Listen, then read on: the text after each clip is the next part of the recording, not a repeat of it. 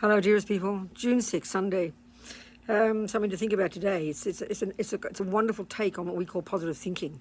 You know, as we're talking all the time, Buddhist approach is kind of levels of practice. And the very first level, given that we're driven by attachment and all its cousins and aunties and uncles, anger and the rest, given that, then our body and speech have to be kind of under control. We've got to control the servants of our crazy mind. Don't kill, lie, jump on the wrong partner, etc., which makes a lot of sense.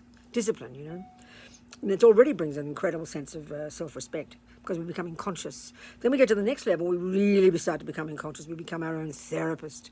We take this amazing approach in Buddhist psychology, which we often don't really pay attention to. It's extraordinary and extremely simple.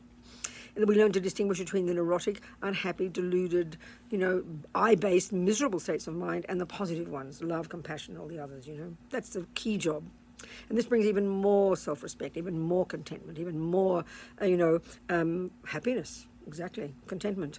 Then we get to the Bodhisattva path and we start to actively now enhance the virtues, become incredibly loving, incredibly kind, incredibly brave and courageous and work for others, benefit others, help others, make them, put them in the front of your mind, which you can only do if you do the earlier work, there's no question. Then we get to the most advanced level, the Vajrayana.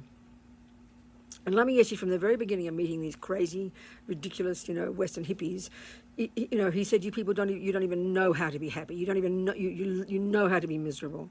And so he took this marvelous approach from the Vajrayana, which is called divine pride, which is this where you actually, in these practices, you're learning to actually identify yourself as a Buddha. You visualize Buddha Tara, you visualize this blissful, radiant being, and you imagine she's a mirror image of your own potential. And the whole practice, the way they're structured, is that you learn to identify with becoming that yourself. And as they say in Vajrayana, you bring the future result, your Buddhahood, into the present. It's a wonderful way of putting it. So divine pride means focusing on your good qualities, having some kind of incredible self-respect and self-confidence, that when you're appearing to the outside world on the Bodhisattva path, you're there for others. So you appear beautiful for other people's sake. You appear nice for other people's sake. And of course, you're the beneficiary. I love Grace Kelly, this amazing Hollywood actress, right?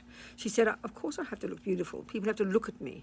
I think that's mind-blowing, So instead of all this unhappy, self-conscious, I'm a creep, I'm nobody, I'm nothing, why not activate and start to identify yourself with your good qualities, and then you project those. It's such a powerful practice. And this is what causes you to become that in the future. That's the whole idea, Don't know what you think about that, but try to do it every day.